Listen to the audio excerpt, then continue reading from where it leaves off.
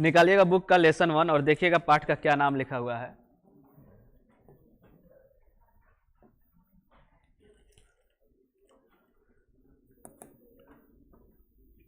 जिनका जिनका I card है जाते समय ले लीजिएगा असाइनमेंट ऑफिस में जाकर, कल तक ही लीजिएगा तो आपको ऐसे ही दे दिया जाएगा बिना पैसे के। परसों से फिर पैसा भी लेंगे। ये इसलिए कर रहे हैं कि 2 दिन के अंदर ले ही लीजिए। आई कार्ड लाइएगा और ले लीजिएगा 12 बजे तक कभी भी। अच्छा, बाद के लिए देखिए तो कितने अच्छे लोग हैं। जब मिल रहा है फ्री में तो नहीं लेंगे, हम पैसा से लेते हैं।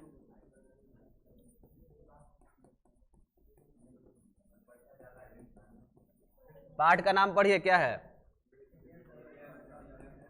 सबका ए कैपिटल क्यों लिख रहे हैं?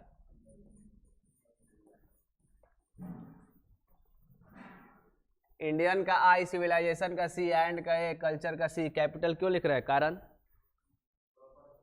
प्रॉपर नाउन है। सब पाठ को क्या कहेंगे? Common noun. लेसन क्या होगा? Common noun. उसी में देखो नाम निकाल लिए, पार्ट 1 है, पार्ट 2 है, ये सब क्या है? प्रॉपर का फर्स्ट लेटर हमेशा कैपिटल होता है। आपके पाठ का नाम है इंडियन सिविलाइजेशन एंड कल्चर और लेखक का नाम है महात्मा गांधी। सबसे पहला बात कि ये हमको हमेशा याद हो जाना चाहिए, कभी भी पूछें कि पाठ कौन है तो इंडियन सिविलाइजेशन एंड कल्चर और उसके लेखक कौन है तो गांधी जी। इसके बाद दूसरा चीज कि सिविलाइजेशन का हिंदी क्या होता है? सिविलाइजेशन का हिंदी कल्चर। अरे हमको बताने दो गधा। सभ्यता, तो हिंदी क्या हो जाएगा? भारतीय सभ्यता, और कल्चर का हो जाता है संस्कृति। तो ये आपके पाठ का नाम हुआ, भारतीय सभ्यता और संस्कृति। मतलब इस पूरा पाठ में दिखाया जाएगा आप लोग का सभ्यता कैसा है, आप लोग का मतलब हम लोग का भारत का सभ्यता कैसा है, संस्कृति कैसा है, यहाँ के लोग का रहन सहन, यही बताया जाएगा। और किसके द्वारा बताया जाएगा तो गांधी जी के द्वारा। कोई भी पाठ शुरू होगा तो पहले लेखक के बारे में कुछ जानकारी दिया जाएगा। अबाउट ऑथर, ऑथर कहने का मतलब क्या हुआ? कोई ऑथर ना लिख के राइटर लिख दे तब पर भी मतलब क्या होगा? कोई राइटर ना लिख के नरेटर लिख दे लेखक, कोई स्पीकर लिख दे लेखक। याद रखिएगा, कुछ भी लिखे लेखक। कहानी वाले में, कविता वाले में लिखेगा पोएट, या महिला होगी तो पोएटेस। और कहानी वाले में कुछ भी लिख सकते हैं। मान लीजिए बोलेंगे नरेटर, तो नरेटर और इस पाठ के गांधी जी हैं, स्पीकर भी गांधी जी हैं, राइटर भी गांधी जी है। मतलब लेखक को 4 नाम से बोला जा सकता है। सब बताया जाएगा जी, उत्सुकता को थोड़ा दबा लेना है फिलहाल। यहाँ लेखक के बारे में जानेंगे। फिर से देख लीजिए, पाठ का नाम है इंडियन सिविलाइजेशन एंड कल्चर। 2 बातें आपको जानना है, सिविलाइजेशन का मतलब सभ्यता होता है, कल्चर का मतलब संस्कृति होता है, और लेखक है गांधी जी। तो सबसे पहले हम गांधी जी के बारे में पढ़ेंगे। किताब रहेगा तो वही आपके सामने रहेगा, अच्छा से देखिएगा। नहीं रहेगा तो चूंकि आप स्मार्ट बोर्ड पे है तो थोड़ा सा फायदा है, स्मार्ट बोर्ड आप हैं, किताब आपको हम भी दिखा सकते हैं यहाँ पे।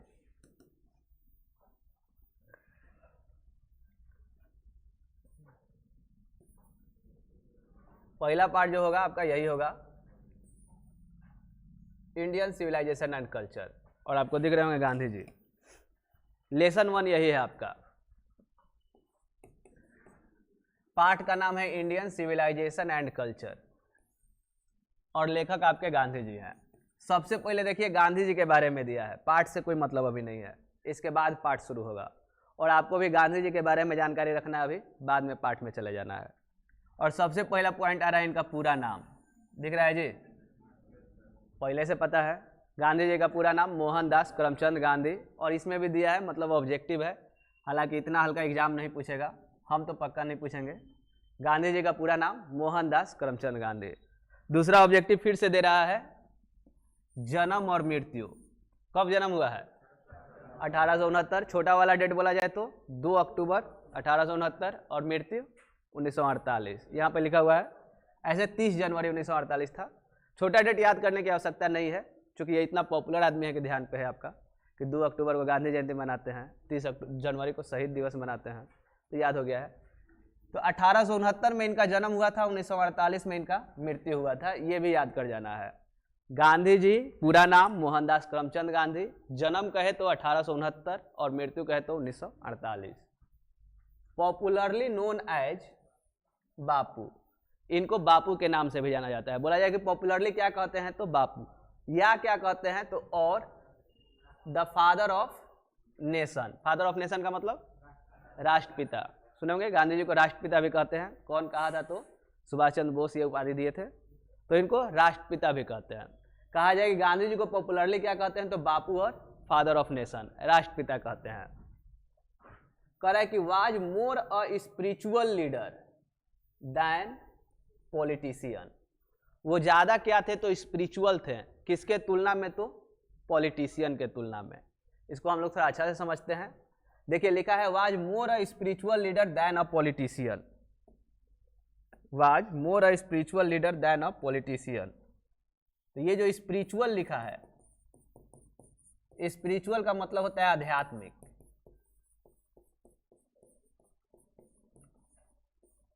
और यहां जो पॉलिटिशियन लिखा था, पॉलिटिशियन का मतलब तो आप लोग जानते होंगे राजनेता।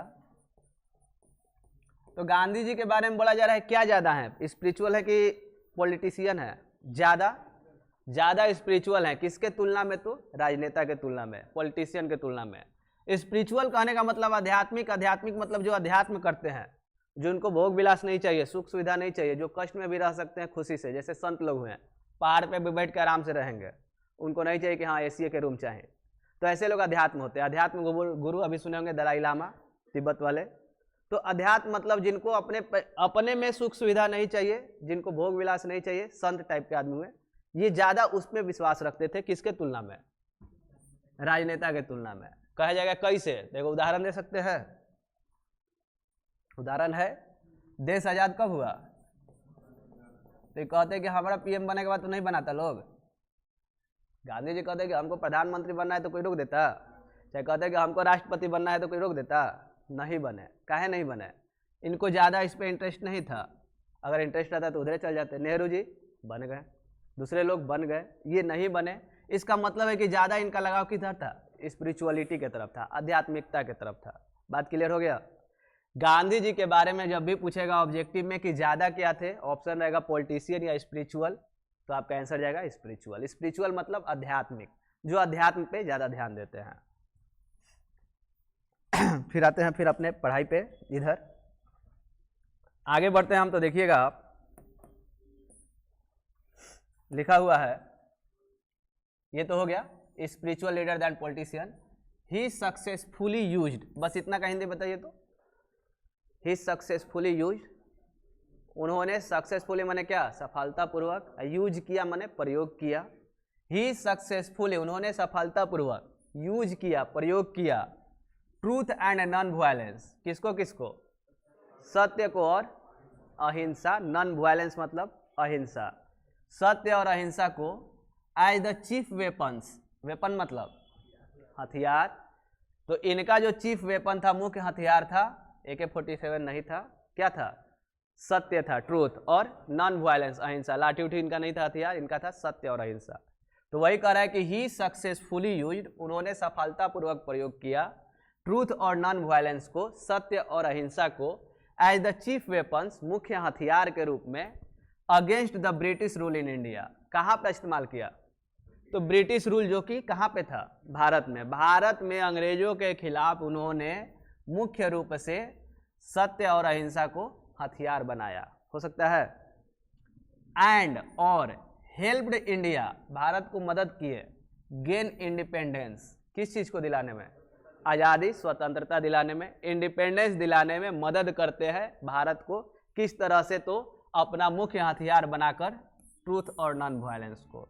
तो इतना में ऑब्जेक्टिव बस यही है कि इनका मुख्य हथियार क्या था? क्या था जी? Truth and non violence. या फिर ट्रूथ एंड नॉन वायलेंस क्या था? तो इनका मुख्य हथियार था, चीफ वेपन था। यही ऑब्जेक्टिव मिला। फिर से देख लीजिए, अगर ऑब्जेक्टिव का बात किया जाए तो अभी तक में आपको ऑब्जेक्टिव यही मिला कि इनका पूरा नाम जो आपको पता है, इनका जन्म और मृत्यु ये भी पता है, इनको पॉपुलरली क्या कहते हैं तो बापू या फादर ऑफ नेशन। ये ज़्यादा क्या थे तो स्पिरिचुअल थे कि पॉलिटिशियन, ये बताना था। और इनका चीफ वेपन क्या था, मुख्य हथियार क्या था? तो ये भी आपको जानना है, ट्रूथ और नॉन वायलेंस मुख्य हथियार था। इतना देर में यही मिला, ये सब लिखवाएंगे भी ऑब्जेक्टिव।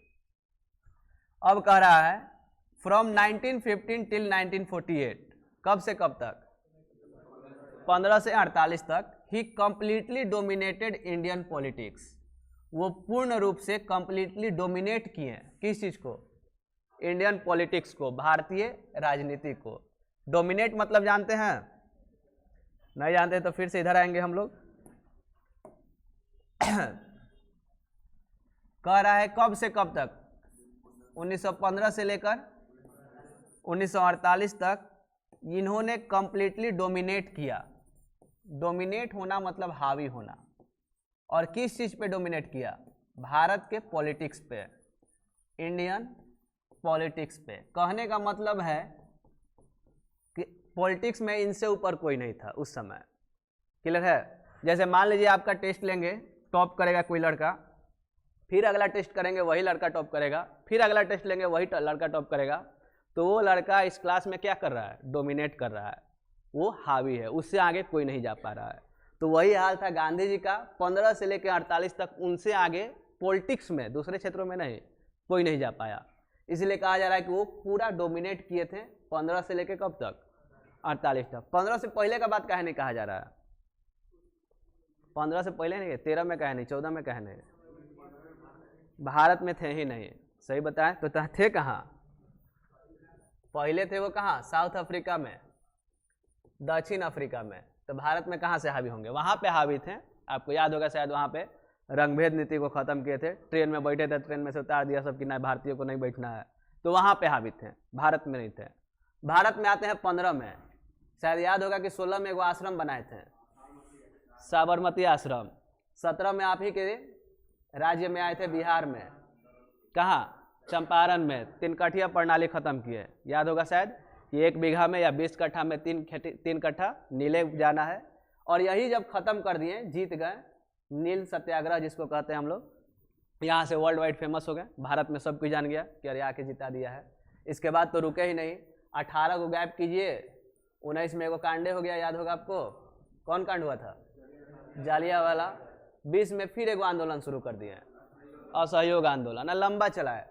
22 में तो ये चरम सीमा पे था। चौरी चौरा कांड हो गया तो बंद कर दिए। चौरी चौरा कांड याद है? क्या था? एगो पुलिस स्टेशन को जला दिया लोग। पुलिस स्टेशन का नाम क्या था? चौरी चौरा। कहाँ पड़ता है? गोरखपुर में। बढ़िया से जला दिया, सब कुछ आदमी जिंदे जल गया लोग। तो गांधी जी चूंकि फिर से बताएं सत्य और अहिंसा के पुजारी थे, हिंसा हो गया तो बंद कर दिए। अगर नहीं करते तो उस समय बंद कुछ दिन में भगा देता, सब पावर में था भारतीय। यही है कि खूब मारकाट होता। हालांकि मारकाट तो अभी हुआ था, याद होगा आपको, 47 में हुआ था। अपने में हो गया था, हिंदू मुस्लिम में बढ़िया से, भारत पाकिस्तान को लेके। तो अंततः मारकाट हुआ ही था। तो 22 में आपका बंद हो गया था। फिर जेल उल गए थे। फिर इनको कब? 30 में दांडी मार्च किए, सविनय अवज्ञा आंदोलन चलाए। हम ये बताना चाहते कि यही हावी थे, यही चलाए। बाकी नेता भी थे, बाकी नेता इनके पीछे थे। दांडी मार्च सबसे पहले कौन किया? तो यही किए। पीछे पीछे बहुत सारे नेता किए, लेकिन आगे यही थे। 30 में सविनय अवज्ञा आंदोलन चलाए, 42 में फिर से एक आंदोलन चलाए, भारत छोड़ो आंदोलन। मतलब कि देखिएगा तो हमेशा कुछ ना कुछ करते रह गए, सबसे आगे यही रह गए, इनसे आगे कोई नहीं जा पाया। तो इसीलिए लिखा है कि 15 से लेकर 48 तक, 48 तक का है कि तब तो बेचारे मराइएगा, ना तो फिर कुछ करते। तो 15 से 48 तक ये पूरा हावी थे। हावी मतलब डोमिनेटेड थे। किस चीज़ पे डोमिनेट कर रहे थे? तो भारतीय राजनीति पे, इंडियन पॉलिटिक्स पे। दिमाग में घुस गई बात? ये ऑब्जेक्टिव था, याद रखिएगा। कब से कब तक और क्या किए? तो हावी रहे। फिर हम लोग आगे बढ़ते हैं। कह रहा है ही डाइड मर गए at the hands of A fanatic. एगो फैनेटिक के हाथों, याद कर लीजिएगा स्पेलिंग। फैनेटिक मतलब होता है सन की। सन की का मतलब समझ में करते हैं, बुद्धि नहीं लगाना है, जॉन बन तौन कह देने, पागल बौरा। तो सन की, फैनेटिक का अर्थ होता है सन की। और वही बताया जा रहा है कि वह मारे गए at the hands of A fanatic, एक सनकी के हाथों। नाम आपको याद होगा, नाथूराम गोडसे। ऑन 30 जनवरी 1948। कब? तो 30 जनवरी 1948 को। तो ये तो आपको पहले से याद है। फिर जो काम का चीज मिला यहाँ पे मिल रहा है, देखिए, हिज ऑटोबायोग्राफी। पहला बात एगो वर्ड है ऑटोबायोग्राफी। एक वर्ड होता है बायोग्राफी।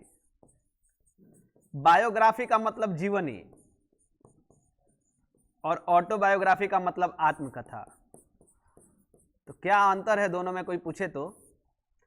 बायोग्राफी कोई भी लिख सकता है, ऑटोबायोग्राफी अपने से लिखना है। मतलब मेरे बारे में, मोदी जी के बारे में अगर मोदी जी खुद बैठ के लिख रहे हैं तो वो ऑटोबायोग्राफी कहलाएगा, उनका आत्मकथा। लेकिन मोदी जी के बारे में कोई दूसरा कोई लिख रहा है, उनके साथ रहने वाला लिख दे रहा है, तो वो क्या कहलाएगा? बायोग्राफी, उनका जीवनी कहेगा। तो क्या लग रहा है, गांधी जी अपने से लिखे थे कि कोई लिखा था? खुद से लिखे थे। आपको बताए थे जेल में गए थे, उसी जेल के दौरान। बहुत लोग का देखिएगा जेल में लिखता है लोग, कोनो काम नहीं है तो बैठ के लिखेगा। नेहरू जी का भी मिलेगा जेल में आत्मकथा। हिटलर का मिलेगा, जेल में गया था तो मेन कैंप लिखा था अपना आत्मकथा। तो जेल में कोनो काम नहीं था तो ये सब काम करता था लोग। तो इनका जो आत्मकथा है, उस आत्मकथा का नाम क्या है पूछ दे तो? My experiment with truth. ये उनके आत्मकथा का नाम है। गांधी जी जो अपना आत्मकथा लिखे हैं, मतलब अपने जीवन के बारे में, उसका नाम है माई एक्सपेरिमेंट विथ ट्रूथ। ये किताब है।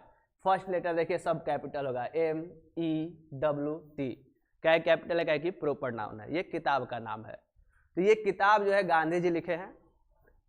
एंड न्यूमरस आर्टिकल्स, और बहुत सारे आर्टिकल्स भी लिखे हैं। आर्टिकल्स मतलब क्या? ए एंड द नहीं, आर्टिकल्स मतलब लेख। सुने होंगे कि हमारा आर्टिकल छपल हुआ पेपर में, लिख ले नहीं तो कविता छाप गिल, तो वो आर्टिकल कहलाएगा। और यही कहा जा रहा है कि and the numerous articles that he wrote for young India. उस समय एगो मैगजीन आता था जिसका नाम था यंग इंडिया। उस मैगजीन में इनके बहुत सारे लेख भी छपे हैं। मतलब ये लेख भी लिखते थे जो छपता था यंग इंडिया में।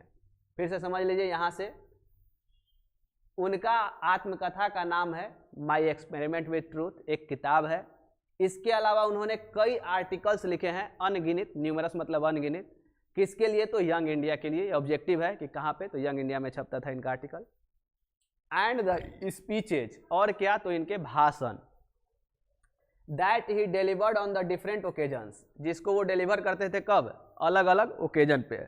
मान लीजिए गए थे वहाँ गोलमेज सम्मेलन में लंदन, वहाँ पे भाषण दिए होंगे। 3-4 आंदोलन किए हैं उस समय, दिए होंगे। तो तब अलग अलग मौक़ों पे इनके द्वारा दिया गया भाषण।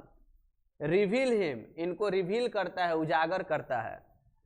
Not only as an original thinker, सिर्फ ओरिजिनल थिंकर के रूप में ही नहीं, but also as a great master of chaste idiomatic English, बल्कि इनको एक बहुत बड़े जानकार, इंग्लिश के जानकार के रूप में भी क्या करता है? प्रदर्शित करता है। ये सब बात काहे लिखवाया गया? तो देख लीजिए शॉर्ट में कि गांधी जी एक किताब लिख दिए हैं। किताब का नाम आपको पता चल गया है, क्या लिखे हैं जी? My experiment with. कई सारे लेख इनका छपा हुआ है, किस चीज़ में? यंग इंडिया में। और समय समय पे भाषण भी दिए हैं। इस सबसे पता चलता है कि सिर्फ ये थिंकर नहीं थे, सोचने वाले नहीं थे, बहुत बड़े विद्वान भी थे इंग्लिश के। कहने का मतलब आज के जो नेता लोग हैं, उन लोगों से अगर भाषण दिवाइएगा तो पहले से लिखा लिखाया मिलेगा, वो आगे से लिखा रहेगा, देख के पढ़ेंगे। बजट पेश करना देखिएगा, देख के बोलेगा लोग। उस समय ऐसा कुछ बात नहीं था। उस समय इतने विद्वान होते थे लोग, सब कोई, गांधी जी का बात नहीं कहिएगा, सब कोई का। राजेंद्र प्रसाद के बारे में कहते हैं कि एक बार पढ़ लें तो जीवन भर याद रह जाता था। तो सब उस समय टैलेंटेड लोग था, उन लोगों को कोई का हिंट नहीं चाहिए था, खुद से लिखता था। अब इन्हीं के बारे में बताया गया कि अपने से किताब लिखे, अपने से इनका लेख छप रहा था, समय पे भाषण दे रहे थे। तो इनके पास गुण था पहले से इंग्लिश के बारे में भी। सिर्फ राजनेता नहीं थे, ग्रेट मास्टर थे इंग्लिश के भी। क्लियर हो गया ये लाइन? इसमें आपको क्या ऑब्जेक्टिव मिला? तो 2 ऑब्जेक्टिव मिला, इनके आत्मकथा का नाम और इनके लेख कहाँ छपते थे, बस यही 2 को मिला। आत्मकथा का नाम कहेगा तो माई एक्सपेरिमेंट विथ ट्रूथ, और लेख कहाँ छपता था? तो यंग इंडिया में। अब यहाँ से आते हैं इन द फॉलोइंग एक्सट्रैक्ट। अब इस एक्सट्रैक्ट के बारे में बात होगा, इस पार्ट के बारे में बात होगा जिसका नाम है इंडियन सिविलाइजेशन एंड कल्चर। इससे पहले पार्ट के बारे में कुछ नहीं जानकारी दिया गया था, बस गांधी जी के बारे में, जो कि आपके लिए ऑब्जेक्टिव था। जानकारी क्या दिया गया था? तो पूरा नाम क्या था जी, फिर इनका दिया गया था जन्म और मृत्यु, सामने आपके है। फिर इनको पॉपुलरली क्या कहा जाता है, यही था। फिर ये ज़्यादा क्या थे? स्पिरिचुअल थे, किसके तुलना में? तो नेता के तुलना में। फिर बताया गया कि इनका चीफ वेपन्स क्या था, लिखा है जी ट्रूथ और नॉन वायलेंस। फिर इनसे पूछा गया कि कब से कब तक ये हावी थे, किस चीज को हावी किए थे? पॉलिटिक्स को। फिर कब इनका देहांत हुआ, यही सब ऑब्जेक्टिव है। इनका आत्मकथा का क्या नाम है, इनके लेख कहाँ छपे हैं यंग इंडिया में, इतना बताने के बाद अब आ रहा है किस चीज में, पाठ में। वो सब जानकारी दे दिया है, वो सब आपके लिए ऑब्जेक्टिव है जो कि अभी लिखवाएंगे। अब पाठ में बताया जा रहा है कि इन द फॉलोइंग एक्सट्रैक्ट, इस एक्सट्रैक्ट में, इस पाठ में, एक्सट्रैक्ट का मतलब टुकड़ा या खंड या अंश, इस अंश में जिसका नाम है Indian civilization and culture, Gandhi ji talks about, Gandhi ji बात करते हैं the sound foundation of Indian civilization, Bharat के किस चीज का बात करते हैं, साउंड फाउंडेशन, मजबूत बुनियाद का। फाउंडेशन मतलब क्या, नींव या फिर बुनियाद। मान लीजिए मकान बन रहा है तो उसका क्या चाहिए, मजबूत बुनियादें चाहिए ना जी, नींवें ना मजबूत चाहिए, ना तो नींव कमजोर है आप तला लेके चलिए गिरेगा ही, तो वही भस जाएगा। बहुत बढ़िया। तो साउंड फाउंडेशन का बात किया जा रहा है, मजबूत बुनियाद का, कि हमारे संस्कृति का, हमारे सभ्यता का जो बुनियाद है कैसा है, साउंड है, मतलब बहुत मजबूत है। Which has successfully withstood the passage of time, जो अभी तक स्टूड कर रहा है, स्टूड कर रहा है मतलब क्या, टिका हुआ है, अभी तक बर्बाद नहीं हुआ है। देखिएगा पढ़ेंगे इटली में पुनर्जागरण हुआ, पुनर्जागरण का मतलब क्या, पहले वाला जो क्या हो गया है, खत्म हो गया, तब ना नया शुरू हुआ। भारत में कहीं सुने हैं पुनर्जागरण, नहीं, क्या कि भारत वाला जो सिंधु घाटी सभ्यता से है अभी तक क्या हो रहा है, चल रहा है। यहाँ पे कहीं खत्म नहीं हुआ, अभी तक चल रहा है, बाकी सब जगह पे खत्म हो गया है, नया फिर से रिवाइव हुआ है। तो वही कह रहा है कि with stood of passage of time, समय के साथ अभी तक हमारा सभ्यता टिका है। इसका कारण है कि हमारा जो फाउंडेशन है बहुत ही मजबूत है। ठीक है, ये सब बातें मिलेंगी आपको पाठ के अंदर। द वेस्टर्न, अब एक नया नाम आ गया, वेस्टर्न सिविलाइजेशन। ये किसके लिए आ गया, वेस्टर्न सिविलाइजेशन मतलब पश्चिमी सभ्यता। थोड़ा इसको हम देखेंगे अच्छा से। अगर कोई बोलेगा इंडियन सिविलाइजेशन तो ये तो समझ में आ रहा है हम लोग के लिए है। अगर कोई एंशिएंट सिविलाइजेशन बोल दे, ये भी हम ही लोग के लिए है। एंशिएंट मतलब क्या, प्राचीन, प्राचीन मतलब पहले वाला, माना हम लोग वाला। कोई बोल देता है ईस्टर्न सिविलाइजेशन, तब पर भी हम ही लोग का है। ईस्टर्न मतलब पूर्वी। अब ग्लोब में देखिएगा, वो जो क्लास लिए थे उसमें दिखाए भी थे, भारत इधर है पूर्वी, उत्तर पूर्वी गोलार्ध में, और यूरोप किधर है, इधर है। तो आप बढ़िया से जानते हैं, इधर को ईस्ट कहते हैं, इधर को क्या कहते हैं, वेस्ट कहते हैं, ऊपर वाले को नॉर्थ कहते हैं, साउथ। तो यूरोप को कहेगा तो कौन सा कहेगा, पश्चिमी। हम लोग को कहेगा तो कौन सा कहेगा, पूर्वी। तो अगर ईस्टर्न सिविलाइजेशन कहेगा तो आप समझ जाइएगा कि हम ही लोग का बात हो रहा है। अगर एंशिएंट कहेगा तो हम ही लोग का, इंडियन कह देगा तब तो समझना ही नहीं है, इंडियन बोलिए दिया। उन लोगों को क्या बोलेगा, तो इंडियन ना बोल के उस जगह का नाम ले लेगा यूरोपियन सिविलाइजेशन। तो समझ लीजिएगा दिक्कत किनसे हो रहा है या किनके बारे में चर्चा हो रहा है, तो यूरोप में रहने वाले लोगों का, इंग्लैंड का हुआ, फ्रांस का हुआ, जर्मनी का हुआ, उधर के लोगों का हुआ, इटली का हुआ, यूरोप का हुआ। एंशिएंट बोलेगा तो हम लोग, और नयका को क्या कहते हैं, मॉडर्न। मॉडर्न बोलेगा तो फिर पहुंच जाएगा उधर उन लोगों में। ईस्टर्न कहेगा तो हम लोग, और वेस्टर्न कहेगा तो कहाँ चले जाएंगे, उन लोगों में, पश्चिमी सभ्यता, मतलब चले जाएंगे फिर से यूरोप में। 3 नाम हम लोग के लिए यूज करता है पूरा पार्ट, इंडियन, एंशिएंट या ईस्टर्न, और 3 नाम उन लोगों के लिए, यूरोपियन, मॉडर्न या वेस्टर्न। और यहाँ पे जब आइएगा तो अब किसका बात किया जा रहा है, वेस्टर्न का। हम लोग के बारे में बता दिया, हम लोग के बारे में क्या बताया कि हम लोग का जो बुनियाद है कैसा है जी, बहुत मजबूत है। हम लोग अभी तक टिके हुए हैं, अभी तक। अब उनका बात हो रहा है, उनका मतलब पश्चिमी सभ्यता का। कह रहा है कि the western civilization, the western civilization which has tendency, इनका टेंडेंसी होता है टू प्रिविलेज मेटेरियलिटी, कि वे लोग विशेष अधिकार दे मेटेरियलिटी को। मेटेरियलिटी क्या है अभी समझाया जाएगा।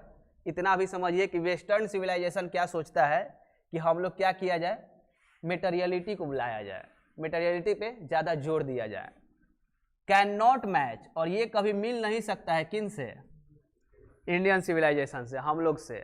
क्योंकि दैट एलिवेट्स मोरल बीइंग, हम लोग क्या बुझाते हैं, मोरल बीइंग्स, हम लोग मोरल बीइंग्स को बढ़ाते हैं। 2 बात आपको समझना है, मेटेरियलिटी क्या है और मोरल बीइंग्स क्या है। मेटेरियलिटी कहाँ है ये तो समझ चुके हैं, कहाँ पे हम लोग में, कौन में, वेस्टर्न सिविलाइजेशन में। और मोरल बीइंग्स कहाँ पे है, तो इंडियन सिविलाइजेशन में। ये बात समझ गए? ये दोनों है क्या, थोड़ा देख लेते हैं।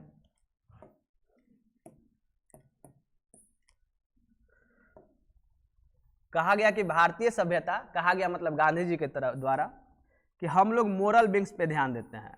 मोरल बिंग्स मतलब नैतिकता पे, नैतिक चीज़ों को ध्यान देते हैं। नैतिक मतलब सामाजिक है, समाज में सबको लेके चलना है, कोई कम है तो उसको उठाना है। नैतिकता के मतलब कि रोड पर जाता रहा कोई पिटाता तो ना कि बढ़ गए नहीं आगे, कान में ईयरफोन लगा के जाके वहाँ पे रुक के देखे बचाएं, ये हो गया नैतिकता।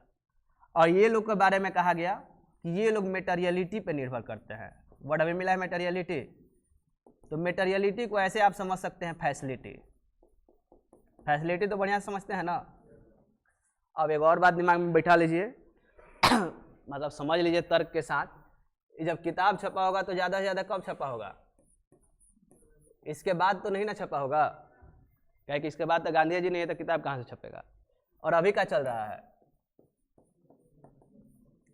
तो गांधी जी जब जी रहे थे तब भारत का सभ्यता कुछ और था। गांधी जी अपने जीवन में लिखे हैं भारतीय सभ्यता, अभी से मिलाइएगा तो अभी का सभ्यता क्या हो गया है? कुछ और हो गया है। गांधी जी योगरी कह रहे थे कि हम लोग का सभ्यता बहुत बढ़िया है, हम लोग वेस्टर्न जैसे नहीं हैं। 2025 आते आते हम लोग कैसा हो गए हैं? तो अभी मैच करने लगेगा। अभी का माहौल और उस समय के माहौल में अंतर हो गया है। अभी हम लोग वेस्टर्नाइज होते जा रहे हैं, खास करके 1990 के बाद से। 1990 के बाद से ऐसा काम किया कि कहिए मत। अब वेस्टर्नाइज या फैसिलिटी वाला बात क्या होता है, थोड़ा इसको भी डिटेल्स में समझ लीजिए। पूरा पाठ में कहे कि यही सब मिलेगा, आप भी समझ सकते, देखे हैं कि बताया गया कि इस पाठ में यही चर्चा हो रहा है कि गांधी जी कह रहे हैं कि वेस्टर्न सिविलाइजेशन मेटेरियलिटी पे है और हम लोग मोरल बिंग्स पे हैं। मेटेरियलिटी का माने का मतलब फैसिलिटी। तो गांधी जी के ज़माने में जो भारत था फैसिलिटी या मेटेरियलिटी पे कम ध्यान देता था। कहने का मतलब गर्मी लग रहा है तो वो लोग कहते थे खेत बधार में जाइए, पेड़ के किनारे बैठिए, नदी के किनारे बैठिए, मान लीजिए और कुछ पानी पीना है घड़ा का यूज कीजिए, घड़ा में पानी डालिए, ठंडा ठंडा पानी रहेगा पीजिए। और वो लोग क्या कहता था, वो लोग कहने का मतलब वेस्टर्न वाला, गर्मी लग रहा है एसी लाइए। हम लोग भी अब ला रहे हैं क्योंकि अब हम लोग पहुंच गए हैं उधर ही, भले लोन पर निकलो लेकिन एसी चाहिए। ठंडा पानी पीना है फ्रिज डालिए। अब दोनों में अंतर देखिए गांधी जी के अनुसार, बार बार कह देना गांधी जी के अनुसार, मेरे अनुसार नहीं है।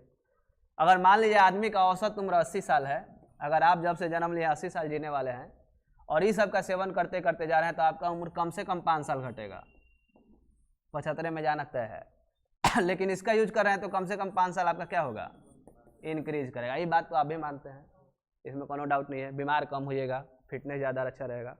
तो वो लोग लॉन्ग टर्म को देखता था लोग। गांधी जी का जो समय का सभ्यता था 1948 के आसपास का, लंबा टर्म देखता था कि हाँ शरीर फिट रहेगा चाहे जो भी होगा।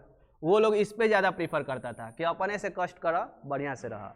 और वेस्टर्न सिविलाइजेशन जो था वो कहता था कि हमको सुख सुविधा चाहिए, पूरा फैसिलिटी चाहिए। तो उसी को नाम दिया गया था कि वेस्टर्न सिविलाइजेशन वाले मेटेरियलिटी पे निर्भर करते हैं, भौतिकवादी सुख पे या फिर फैसिलिटी पे।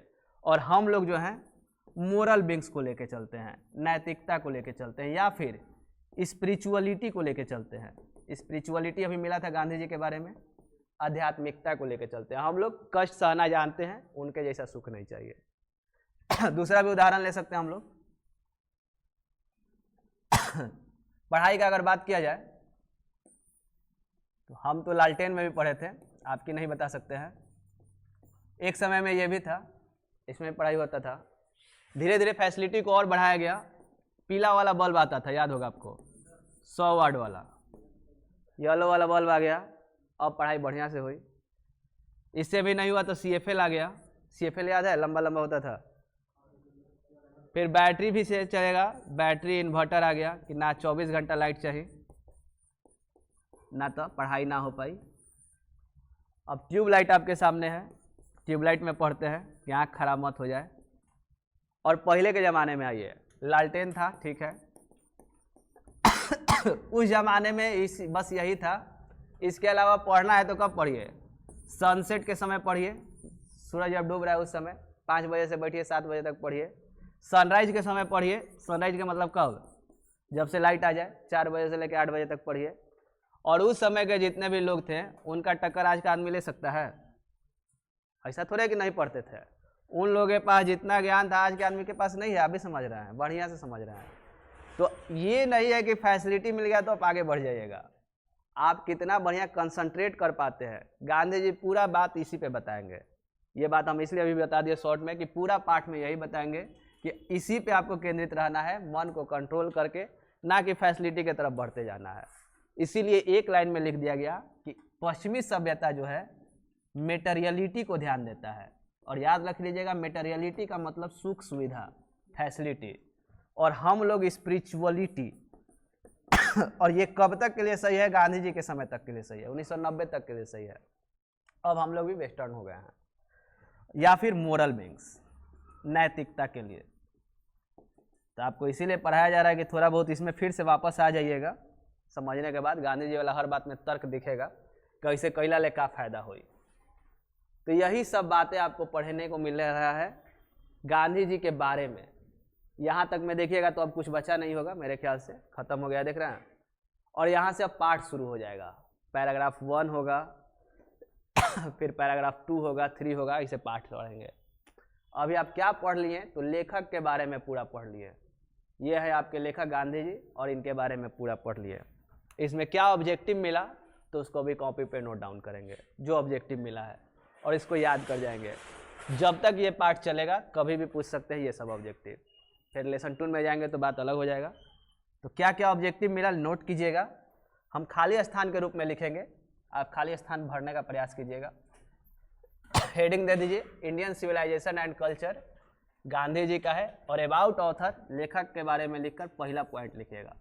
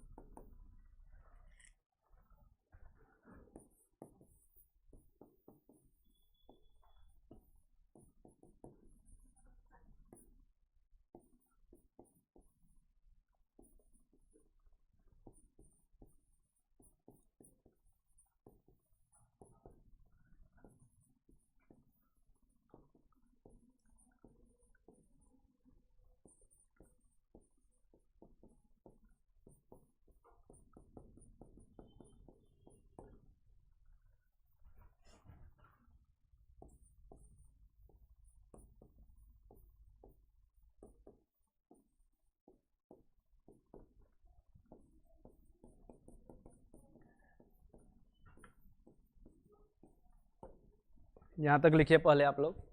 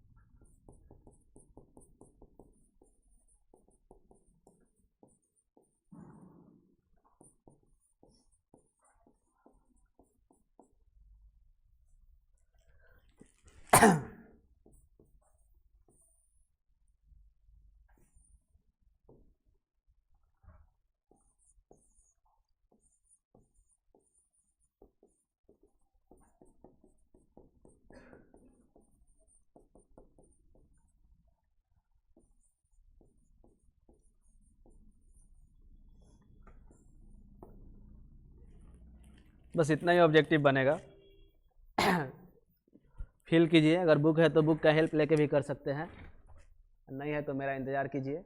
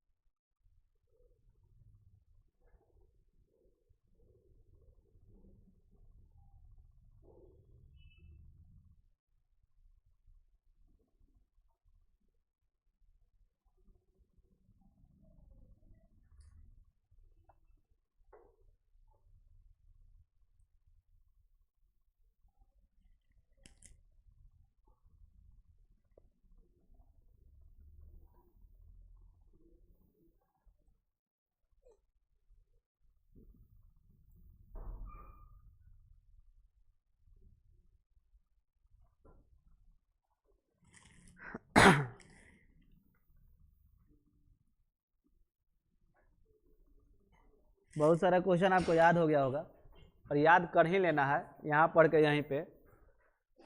ये सब आपको तब तक बीच बीच में पूछा जाएगा जब तक ये पार्ट पूरा खत्म ना हो। और देखिए मिला लीजिए, पहला था Gandhi ji was born on, सबको याद होगा 1869 1869 और डाइड इन 1948 1948। और ये याद रखना है, the full name of Gandhi ji was Mohandas Karamchand Gandhi.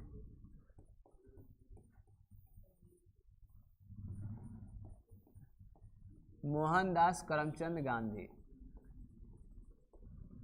और दूसरा बताया गया ही वाज मोर, ज़्यादा क्या थे तो स्पिरिचुअल थे, दैन किस चीज़ से तो पॉलिटिशियन से।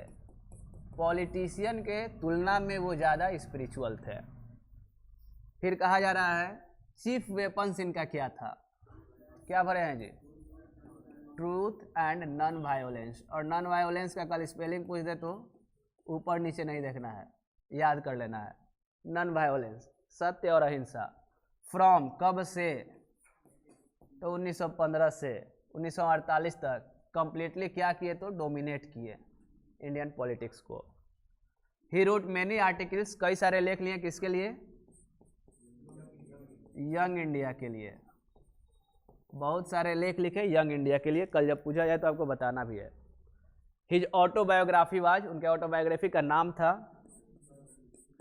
माई। अच्छा देखिए तो एक्सपेरिमेंट है कि एक्सपेरिमेंट्स है, एस लगा है तो आप भी लगाइएगा, माई एक्सपेरिमेंट्स विथ ट्रूथ।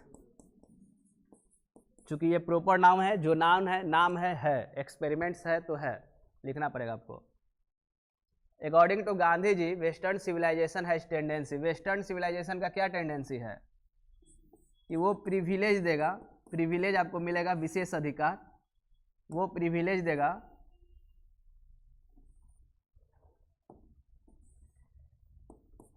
किस चीज का तो मेटेरियलिटी का। क्या हो जा रहा है जी,